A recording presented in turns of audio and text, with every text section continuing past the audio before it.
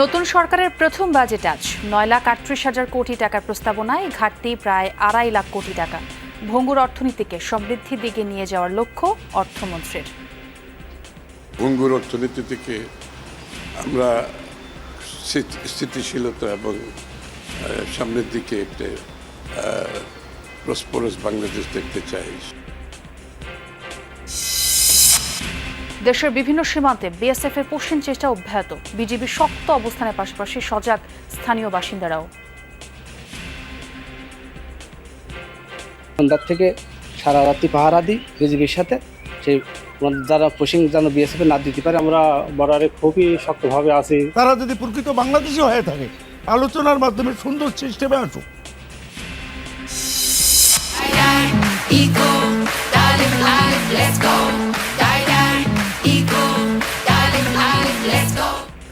বিশ্বকাপের উদ্বোধনী অনুষ্ঠান গানে গানে মাতাবেন শাকিরা। আজটেকা স্টেডিয়ামে প্রথম ম্যাচে স্বাগতিক মেক্সিকোর মুখোমুখি হবে সাউথ আফ্রিকা।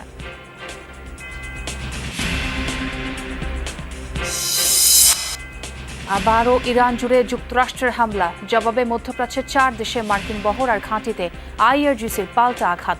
বন্ধ করে দেওয়া হয়েছে হরমুজ প্রণালী।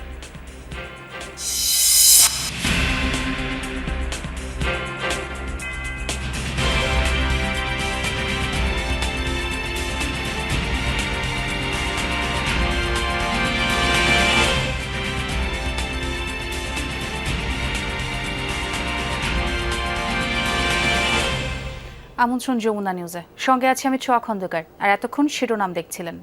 নির্বাচিত সরকারের বাজেটে জাতির প্রত্যাশা অনেক বেশি। অর্থনৈতিক সুফল যাতে সবার কাছে যায় সে কথাই এতে বলা হয়েছে। ভঙ্গুর থেকে অর্থনীতিকে সমৃদ্ধির পথে নিয়ে যাওয়ার চেষ্টা করছে সরকার। সকালে গুলশানে নিজ বাসভবন থেকে সংসদে রওনা হওয়ার সময় সাংবাদিকদের এসব কথা বলেন অর্থমন্ত্রী আমির খসরু মাহমুদ চৌধুরী। আর সংসদে প্রবেশের আগে অর্থমন্ত্রী জানান, সীমিত সম্পদের মধ্যে স্বস্তি দিতেই এবারের বাজেট। বিকেলে জাতীয় সংসদে 2026-27 অর্থ বছরের জন্য 9,38,000 কোটি টাকার বাজেট পেশ করবেন অর্থমন্ত্রী। নতুন সরকারের এটি প্রথম বাজেট। অর্থনীতি পুনরুদ্ধার, বিনিয়োগ ও কর্মসংস্থান বৃদ্ধিকে অগ্রাধিকার দেয়া হলেও 2,43,000 কোটি টাকার রেকর্ড ঘাটতি থাকছে।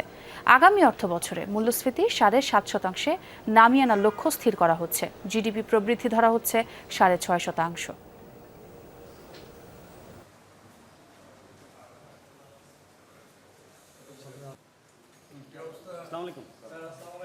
জাতির সে আকাঙ্ক্ষা, ভাবনা, চিন্তা, দর্শন, আগামী দিনে তাদের প্রত্যাশাকে মাথায় রেখে বাজেটটা করার চেষ্টা করেছি।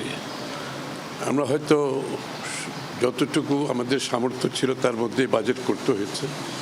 অর্থনৈতিক যে বিধ্বস্ত একটা ভঙ্গুর অর্থনীতি থেকে আমরা স্থিতিশীলতা এবং সামনের দিকে একটা প্রসপারাস বাংলাদেশ দেখতে চাই, সেদিকে যাওয়ার একটা প্রচেষ্টা এখানে আছে এবং সেটা সকল জনগণকে নিয়ে। সংসদ ভবনের সামনে আছেন সহকর্মী সাইফুদ্দিন রবিন, তার কাছ থেকে জানবো এবারের বাজেট সম্পর্কে। রবিন, বিশেষ মন্ত্রিসভার বৈঠক কি শেষ হলো কিনা, সে সাথে অর্থমন্ত্রী সংসদে ঢোকার আগে বাজেট নিয়ে কি বললেন? বিশেষ মন্ত্রিসভার বৈঠকটি এখনো চলছে ছোঁয়া, এবং সেটি শেষ হতে বেশ খানিকটা সময় লাগবে ধারণা করা হচ্ছে। কেননা এই বৈঠকেই মূলত প্রস্তাবিত যে বাজেট, সেই বাজেটটি অনুমোদন দিবে মন্ত্রিসভা। আর আপনি যেমনটি বলছেন যে অর্থমন্ত্রী সংসদে প্রবেশ করার আগে কি বলেছেন, তিনি আসলে যেটি বলছেন যে জনবান্ধব বাজেট দিতে চায় এই রাজনৈতিক সরকার। দীর্ঘ প্রায় 20 বছরের বিরতি শেষে মূলত বিএনপি নেতৃত্বাধীন সরকার বাজেট ঘোষণা করতে যাচ্ছে, যেটি দেশের ইতিহাসের 55তম বাজেটও বটে। 9,38,000 কোটি টাকার প্রস্তাবিত যে বাজেটে জনগণের কে প্রাধান্য দেওয়ার কথা বলছে সরকার এবং অর্থমন্ত্রী, অর্থ পরিকল্পনা মন্ত্রী আমির খসরু মাহমুদ চৌধুরী। তিনি যেমনটি জানাচ্ছিলেন যে বিএনপির যে নির্বাচনী ইশতেহারগুলো ছিল, নির্বাচনী প্রতিশ্রুতি ছিল, যেমনটি হচ্ছে ফ্যামিলি কার্ড, কৃষি কার্ড কিংবা হেলথ কার্ড, সেই সব বিষয়গুলোকে এক ধরনের প্রাধান্য দেয়া, অর্থাৎ সাধারণ মানুষের যে নিরাপত্তা, অর্থাৎ সামাজিক নিরাপত্তা বেষ্টনীর আওতায় আনার জন্য বিএনপির যেসব কর্মসূচি, সেই সব কর্মসূচিকে প্রাধান্য দিয়েই ঘোষিত হতে যাচ্ছে এবারের বাজেট। এবং সরকার জনগণের উপর বাড়তি করের বোঝা চাপাতে চায় না। এই বিকল্প উৎস থেকে কর আহরণ করে কি করে অর্থনৈতিক এই সংকটে সাধারণ মানুষকে স্বস্তি দেওয়া যায় সেটি মূল লক্ষ্য বলে জানাচ্ছেন বিএনপির এই বাজেট প্রণয়নের সঙ্গে যারা সংশ্লিষ্ট তারা। এখন মন্ত্রিসভার সেই বৈঠকটি অনুষ্ঠিত হচ্ছে, যেই বৈঠকে সবশেষ মুহূর্তের আলাপ আলোচনা বলা চলে। যে প্রস্তাবিত বাজেট, সেই বাজেটে কোনো সংযোজন বিয়োজন আছে কিনা সেসব নিয়েও আলোচনা হতে পারে এবং আসলে এটির এই বৈঠকের সারাংশ আমরা পাবো কিনা এখনো বলতে পারছি না, এই কারণে যে মন্ত্রিসভার বৈঠকটি শেষ করে কেউ যদি বেরিয়ে আসেন তাহলে হয়তো আমরা জানতে পারবো আসলে এই মন্ত্রিসভার বৈঠকে কি কি বিষয়গুলো আলোচনা হয়েছে বা বাজেটের প্রস্তাবিত বাজেট নিয়ে তাদের লক্ষ্য কি। তবে এইটুকু বলতে হয় যে বিশ্বজুড়ে যে রাজনৈতিক অস্থিরতা, সেই অস্থিরতার বিরূপ প্রভাব পড়েছে অর্থনীতিতে। সেই অর্থনৈতিক সংকটের মুখে একদিকে আন্তর্জাতিকভাবে অর্থনৈতিক সংকট, ঠিক তেমনি বিপরীত দিকে বাংলাদেশের, যদি বাংলাদেশকে চিন্তা করি, ভঙ্গুর অর্থনীতির অবস্থা, সেই অর্থনৈতিক প্রেক্ষাপটে এবারে বাজেটটি বড় আকারেরই হতে যাচ্ছে, কিন্তু সেটি বাস্তবায়ন চ্যালেঞ্জেরও হতে পারে এই সরকারের জন্য। এবং নতুন রাজনৈতিক সরকার তাদের প্রথম বাজেট বলা চলে, ত্রয়োদশ জাতীয় সংসদে নির্বাচিত হওয়ার প্রায় 4 মাসের মাথায় বাজেট ঘোষণা করতে হচ্ছে। এই বাস্তবতায় তারা আসলে সাধারণ মানুষের জীবনমানকে কি করে উন্নয়ন ঘটানো যায় সেই লক্ষ্য নিয়েই এগুচ্ছে। এখন আসলে পুরোপুরি বাজেট ঘোষণা পরপরই আসলে জানা যাবে কোন কোন বিষয়গুলো নিয়ে তাদের মূল লক্ষ্য। তবে আপাতত এটুকু বলতে হয় যে শিক্ষা বা কর্মসংস্থানমুখী শিক্ষা, সেই লক্ষ্যটাকে এক ধরনের প্রাধান্য দেওয়া হবে। সাধারণ মানুষের স্বাস্থ্য, নিরাপদ স্বাস্থ্য, সেসবকে প্রাধান্য দেওয়া হবে। সে সঙ্গে যেটি বলছিলাম যে ফ্যামিলি কার্ড কিংবা কৃষি কার্ড, যেই বিষয়গুলো বিএনপি নির্বাচনী প্রতিশ্রুতি, যার মধ্যে দিয়ে একেবারে প্রান্তিক মানুষের জীবনমানের উন্নয়ন ঘটানো সম্ভব, সেই সব বিষয়কে প্রাধান্য দিয়ে এবারে বাজেট ঘোষণা করতে যাচ্ছে নবনির্বাচিত রাজনৈতিক সরকার। ছোঁয়া। অনেক ধন্যবাদ রবিন আপনাকে। দেশের বিভিন্ন সীমান্ত এলাকায় গেল কয়েকদিন ধরেই উত্তেজনা অব্যাহত রয়েছে। বিএসএফ এর পুশিন চেষ্টা, যা শক্ত হাতে প্রতিরোধ করতে কাজ করছেন বিজিবি সদস্যরা। তবে এই লড়াইয়ে তারা একা নন, অনুপ্রেরণা যোগাতে এগিয়ে এসেছেন স্থানীয়রাও। লালমনিরহাট ও ঝিনাইদহের সীমান্ত জুড়ে বিজিবি সদস্যদের সাথে কাঁধে কাঁধ মিলিয়ে কাজ করছে সাধারণ মানুষ। দেশপ্রেম আর মানবিকতার এমন দৃশ্য এখন দেখা যাচ্ছে বিভিন্ন সীমান্ত এলাকায়। বিএসএফ এর পুশিন সংখ্যায় দেশের সীমান্ত এলাকায় বিজিবির এই তৎপরতা, তাদের সাথে কাঁধে কাঁধ মিলিয়ে যুক্ত হয়েছেন স্থানীয় বাসিন্দারা। গড়ে উঠেছে সম্মিলিত প্রতিরোধ। গেল কয়েকদিনে লালমনিরহাটের বিভিন্ন সীমান্ত এলাকা দিয়ে অন্তত ৩৩ জনকে অবৈধভাবে এপারে ঠেলে দেওয়ার চেষ্টা করে বিএসএফ, যা স্থানীয়দের সাথে নিয়ে প্রতিরোধ করে বিজিবি সদস্যরা। গ্রামবাসী বলছে, দেশের সার্বভৌমত্বের প্রশ্নে এক চুলো যেন ছাড় দেয়া না হয়, সেজন্য বাহিনীর সদস্যদের মনোবল রক্ষায় সবসময় কাজ করছেন তারা।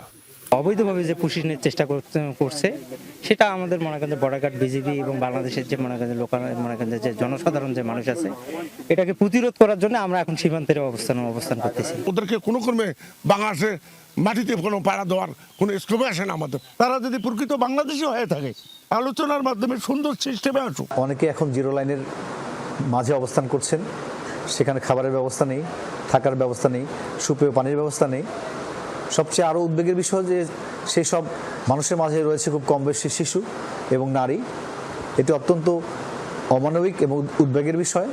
জেলার প্রায় 282 কিলোমিটার সীমান্ত এলাকায় বাড়তি সতর্ক অবস্থান নিয়েছে বিজিবি। এর মধ্যে কাঁটাতারবিহীন 74 কিলোমিটার এলাকায় অতিরিক্ত নজরদারির ব্যবস্থা জোরদার করা হয়েছে।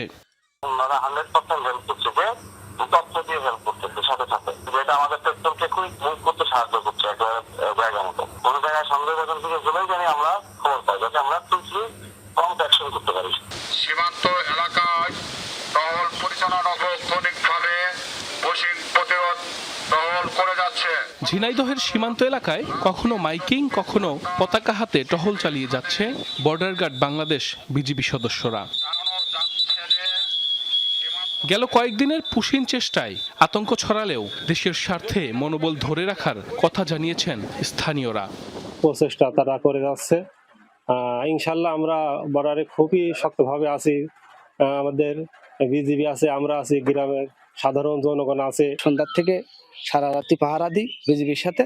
সেই যারা পুশিং যেন বিএসএফ না দিতে পারে, আমরা সেই লঙ্গে কাজ করছি। সর্বমোট 5টি পুশিনের অ্যাটেম্পট নেওয়া হয়েছিল। সেই প্রত্যেকটা অ্যাটেম্পট বা পুশিনের অ্যাটেম্পটকে আমরা সফলভাবে প্রতিহত করতে সমর্থ হয়েছি। সীমান্তে বিজিবি টহল এবং গোয়েন্দা নজরদারি পূর্বের তুলনায় অনেক বৃদ্ধি করা হয়েছে। এছাড়া আমরা স্থানীয় জনসাধারণ এবং স্থানীয় আনসার ভিডিবিকে নিয়ে আমরা দিন রাতে 24 ঘন্টায় তাদের সাথে নিয়ে টহল করছি। ঝিনাইদহের মহেশপুরে 72 কিলোমিটার সীমান্ত এলাকার মধ্যে 62 কিলোমিটার এলাকায় দেয়া কাঁটাতারের বেড়া। সাইফ আহমেদ, যমুনা নিউজ। এদিকে জামালপুর সীমান্তে 24 ঘন্টা শূন্য রেখায় আটকে থাকা সেই বৃদ্ধকে থানায় নিয়ে এসেছে বিজিবি। সকাল 7:30টার দিকে সীমান্তের 1082 নম্বর পিলারের সামনে নো ম্যানস ল্যান্ড থেকে উদ্ধার করা হয় তাকে। নেওয়া হয় বকশীগঞ্জ থানায়। বিজিবি জানায় উদ্ধার হওয়া বৃদ্ধের নাম ষষ্ঠীচন্দ্র বর্মন। তিনি রাজশাহীর গোদাগাড়ী উপজেলার চান্দুলাই গ্রামের বাসিন্দা। সামাজিক যোগাযোগ মাধ্যমে তার একটি ভিডিও ছড়িয়ে পড়ার পর পরিবারের সদস্যরা বিজিবির সাথে যোগাযোগ করেন। এরপর পরিচয় নিশ্চিত করে তাকে সীমান্ত এলাকা থেকে উদ্ধার করা হয়। তবে তিনি কতদিন ধরে ভারতে অবস্থান করছিলেন অথবা কিভাবে ভারতে গেছেন তা এখনও জানা যায়নি। এর আগে গতকাল কামালপুর সীমান্তে ওই বৃদ্ধকে বাংলাদেশে প্রবেশ করানোর চেষ্টা করে বিএসএফ। এবারে সীমান্ত পরিস্থিতি নিয়ে জানবো। সাতক্ষীরাতে যুক্ত হচ্ছে সহকর্মী আকরামুল ইসলামের সঙ্গে। আকরাম, সীমান্তের আজকের পরিস্থিতি কেমন দেখছেন? বিজিবি কতটুকু সতর্ক অবস্থানে রয়েছে? নজরদারি কতটা বৃদ্ধি করা হয়েছে?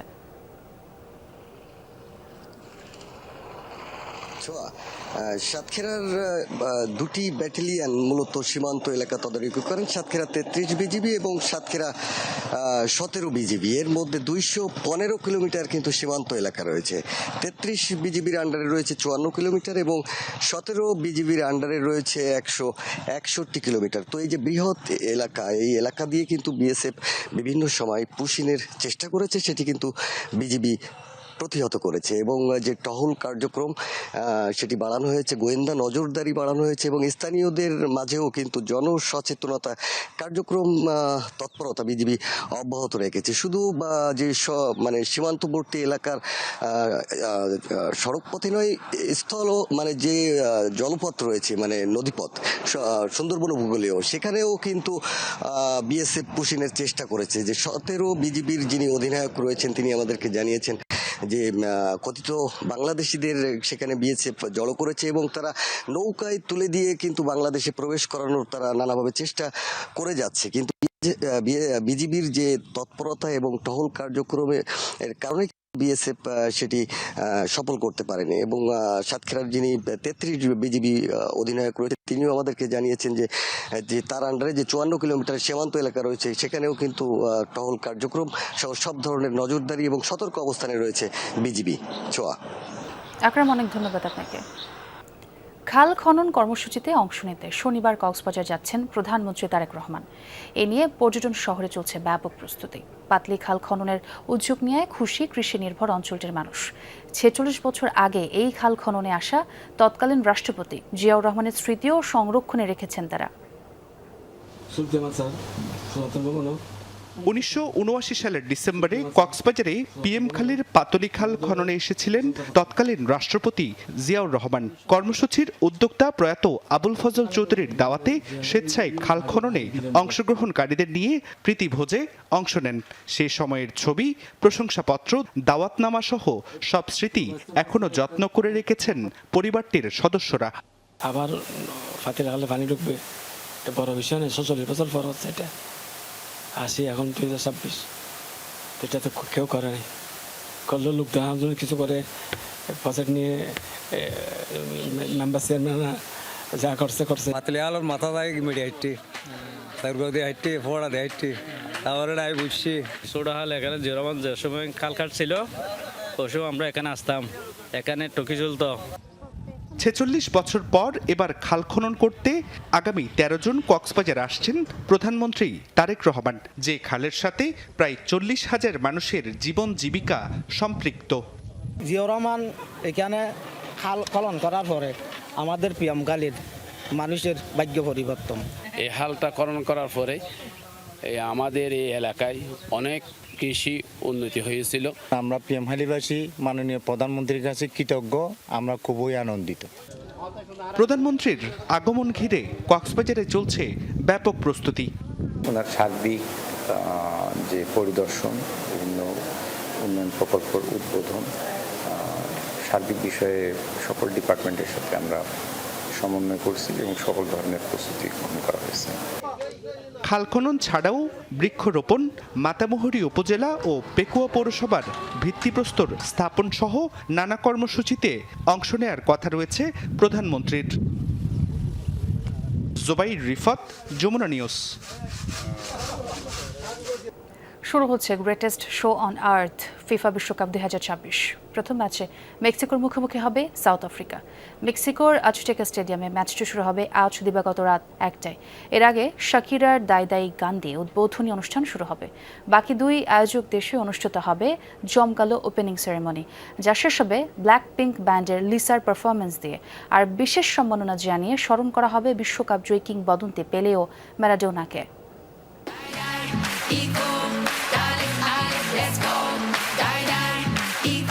ফুটবল প্রেমীদের অপেক্ষার প্রহর গোনা শেষ। শুরু হচ্ছে greatest show on earth FIFA বিশ্বকাপ 2026। ইতিহাসে প্রথমবারের মতো 3 দেশে অনুষ্ঠিত হতে যাচ্ছে বিশ্বকাপ, আর উদ্বোধনী অনুষ্ঠানও হচ্ছে 3 দেশেই। মেক্সিকো, কানাডা আর যুক্তরাষ্ট্রের সমর্থকরা এই 3 দেশের সংস্কৃতির দারুণ এক মেলবন্ধন ও বৈশ্বিক তারকাদের চোখ ধাঁধানো পারফরমেন্স উপভোগ করবেন। প্রতিটি আয়োজক দেশের নিজস্ব উদ্বোধনী ম্যাচের ঠিক 1.5 ঘন্টা আগে শুরু হবে এই অনুষ্ঠানগুলো। তবে বিশ্বকাপের প্রথম ম্যাচ যেহেতু মেক্সিকোতে, সে কারণেই উদ্বোধনী অনুষ্ঠানটি সবার আগে অনুষ্ঠিত হবে এস্তাদিও আজটেকা স্টেডিয়ামে। বাংলাদেশ সময় রাত 11:30টায় প্রথমেই বিশ্বকাপের অফিসিয়াল থিম সং গাইবেন শাকিরা এবং নাইজেরিয়ান আফ্রোবিটস শিল্পী বার্না বয়। এছাড়াও থাকছেন জে বালভিন এবং পপ ব্যান্ড মানার মতো জনপ্রিয় তারকারা। উদ্বোধনী এই অনুষ্ঠানে কিংবদন্তি পেলে এবং ম্যারাডোনাকে জানানো হবে বিশেষ সম্মাননা, কেননা এই ভেন্যুতেই বিশ্বকাপের সোনালী ট্রফিটি উঁচিয়ে ধরেছিল তারা। বিশ্বকাপের দ্বিতীয় উদ্বোধনী অনুষ্ঠান হবে 12 জুন কানাডায় টরন্টোর BMO ফিল্ডে রাত 11:30টায়। কানাডিয়ান সংস্কৃতির বৈচিত্র্য তুলে ধরতে এই মঞ্চে পারফর্ম করবেন মাইকেল বুবলে, অ্যালানিস মরিসেট এবং অ্যালিশিয়া কারার মতো বিশ্ববিখ্যাত শিল্পীরা। 13 জুন বাংলাদেশ সময় ভোর 5:30টায় যুক্তরাষ্ট্রের লস অ্যাঞ্জেলসের সোফাই স্টেডিয়ামে অনুষ্ঠিত হবে তৃতীয় ও শেষ উদ্বোধনী ম্যাচ। হলিউড ঘরানার এই চোখ ধাঁধানো আয়োজনে মঞ্চ মাতাবেন কেটি পেরি, ব্ল্যাক পিঙ্ক ব্যান্ডের লিসা, ফিউচার এবং অ্যানিতার মতো জনপ্রিয় আন্তর্জাতিক তারকারা। আজ থেকে স্টেডিয়ামে উদ্বোধনী ম্যাচে লড়াই করবে মেক্সিকো ও সাউথ আফ্রিকা। বাংলাদেশ সময় রাত 1টায় অনুষ্ঠিত হবে এই ম্যাচটি। Sanjana Ivy, Jamuna sports. কেউ বিদেশে অবস্থান করছেন, কেউ আবার কর্মস্থলে না গিয়েও তুলছেন বেতন ভাতা। ফলে সরকার কোটি কোটি টাকা ব্যয় করলেও কমছে না বেকারত্ব। অপরদিকে গুণগত শিক্ষা থেকে বঞ্চিত হচ্ছে কোমলমতির শিক্ষার্থীরা। কুড়িগ্রামের শিক্ষা ব্যবস্থার বেহাল দশা নিয়ে 3 পর্বের ধারাবাহিক প্রতিবেদনের প্রথমটি দেখুন আজ। কুড়িগ্রামের কালীর আলগারচর সরকারি প্রাথমিক বিদ্যালয়ে 3 বছর ধরে বিদেশে থেকেও দিব্যি বেতন ভাতা তুলছেন এই বিদ্যালয়ের সহকারী শিক্ষক মোকলেসা বেগম রিতা। চলতি বছর জানুয়ারিতে 20 দিনের ছুটি নিয়ে বিদেশে গেছেন চিলমারির চরউদনা সরকারি প্রাথমিক বিদ্যালয়ের সহকারী শিক্ষক। পেরিয়ে গেছে 6 মাস, বিদ্যালয়ে উপস্থিত না হয়েও তুলছেন বেতন ভাতা। একই চিত্র চিলমারির ফকিরের কুঠি সরকারি প্রাথমিক বিদ্যালয়েও। সেখানকার সহকারী শিক্ষক মর্জিনা বেগম 1 বছর ধরে বিদেশে থেকেও নিচ্ছেন সব সুযোগ সুবিধা। আমাদের বিদ্যালয়ে হচ্ছে 5 জন টিচার, তার ভিতরে একজন হচ্ছে নাম হচ্ছে রিতা, সে বাইরে আছে, আমেরিকাতে চলে গেছে, এটাই আমি জানি। তার পরিবর্তে এখানে কোনো শিক্ষক বা কোনো কিছুই নাই। মর্জিনা খাতুন আমার স্কুলের সহকারী শিক্ষক। 25 সালের জুন মাসে ওনার ছেলে ওখানে গেছে আমেরিকা, কিন্তু আমার এখানে কোনো ছুটির কাগজ দেননি। কালিয়াগলি স্কুলের টিচার বিদেশে যে বেতন তুলে আনতেছে, আমার স্কুলের লেখাপড়া নাই, কিছু নাই। নিয়ম নীতিকে বৃদ্ধাঙ্গুল দেখিয়ে কর্মস্থলে না গিয়েও নিয়মিত বেতন ভাতা সহ সব ধরনের সুযোগ সুবিধা নিচ্ছেন জেলার প্রায় 3 শতাধিক শিক্ষক। এদিকে সহকর্মীদের অনুপস্থিতিতে বিদ্যালয়ে বাকি শিক্ষকরা পড়েছেন চরম ভোগান্তিতে। তাদের অভিযোগ, এসব ঘটনা জানা সত্ত্বেও নীরব ভূমিকা পালন করছে জেলার শিক্ষা বিভাগ। টিচার আমরা 4 জন, তার মধ্যে একজন আমেরিকায়, 3 জনের ক্লাস নিতে অনেক সমস্যা হয়, আমাদের কষ্ট হয়। এখন সে তার চাকরি যদি করার ইচ্ছে থাকে, সে আসি চাকরি করুক, আর যদি না থাকে চাকরি ইস্তফা দিতে পারে। এ বিষয়ে ক্যামেরার সামনে কথা বলতে রাজি হননি শিক্ষা বিভাগের কেউ। নির্দিষ্ট অভিযোগ পেলে ব্যবস্থা নেওয়ার আশ্বাস দিয়েছেন প্রাথমিক ও গণশিক্ষা প্রতিমন্ত্রী ববি হাজ্জাজ। এছাড়াও এসব অনিয়ম ঠেকাতে নীতিমালার কাজ চলছে বলেও জানান তিনি। ক্লাস নিচ্ছেন না, এটা ইম্পর্টেন্ট। সো যদি না নেন এবং সেটার স্পেসিফিক আপনার কাছে প্রুফ বা কমপ্লেন্টও থাকে, যদি কমপ্লেন্ট থাকে আপনি আমাকে প্রদান করেন, আমি ইমিডিয়েট ইনভেস্টিগেশনের জন্য দিচ্ছি, আর যদি প্রুফ থাকে তাহলে ইমিডিয়েট অ্যাকশন নিচ্ছি, যেন মাস লেভেলে এটা চেঞ্জ করা যায়, তার জন্য নীতিমালার জন্য কাজ করছি। জেলায় সরকারি প্রাথমিক বিদ্যালয়ের সংখ্যা 1240টি। জারিন অর্নি, যমুনা নিউজ। আবারও ইরান জুড়ে হামলা চালিয়েছে যুক্তরাষ্ট্র। কৌশলগতভাবে গুরুত্বপূর্ণ কেশম দ্বীপ বন্দর আব্বাস ও সিরিকে হয়েছে জোরালো বিস্ফোরণ। রাজধানী তেহরানে সক্রিয় করা হয়েছে আকাশ প্রতিরক্ষা ব্যবস্থা। এছাড়াও গোরগান ও মিনাব সহ দক্ষিণাঞ্চলে বেশ কয়েকটি শহরে হামলার খবর পাওয়া গেছে, তবে এসব হামলায় হতাহত ও ক্ষয়ক্ষতির খবর পাওয়া যায়নি। হামলার বিষয়টি নিশ্চিত করেছে মার্কিন সেন্ট্রাল কমান্ড। তাদের দাবি, ইরানের অযাচিত অব্যাহত আগ্রাসনের জবাবে চালানো হয়েছে আত্মরক্ষামূলক এই অভিযান। এর আগে দেশটিতে কঠোর হামলার হুমকি দিয়েছিলেন মার্কিন প্রেসিডেন্ট ডোনাল্ড ট্রাম্প।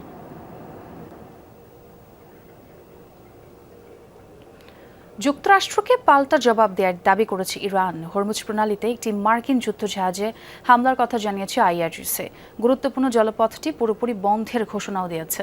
জানিয়েছে এখন থেকে কোনো ধরনের বাণিজ্যিক জাহাজ ও তেলের ট্যাঙ্কার চলাচল করতে পারবে না এই রুটে। ইরানের আকাশসীমায় প্রবেশকারী মার্কিন যুদ্ধ বিমান F-16 লক্ষ্য করে হামলা চালালে দিক পরিবর্তনে বাধ্য হয় ফাইটার জেটটি। জর্ডানের মার্কিন ঘাঁটিতে টানা 12টি মিসাইল ছুড়েছে তেহরান, টার্গেট করেছে ফাইটার জেটগুলোকে। এছাড়া বাহরাইনে অবস্থিত যুক্তরাষ্ট্রের 5th ফ্লিটে চালিয়েছে ড্রোন হামলা। ক্ষতিগ্রস্ত হয়েছে প্যাট্রিয়ট রাডার সিস্টেমের যোগাযোগ অ্যান্টেনা। ইরাকে আল হারির ঘাঁটিতে মার্কিন রাডার ধ্বংস দাবি করেছে আইআরজিসি। ড্রোন হামলা ঠেকানোর দাবি করেছে কুয়েত।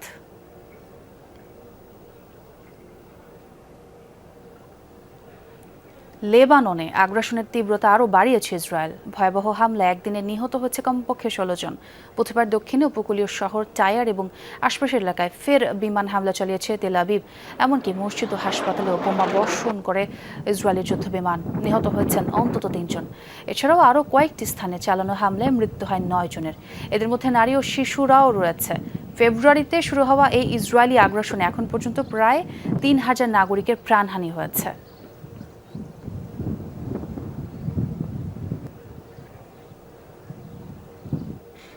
দর্শক, এই ছিল যমুনা নিউজে।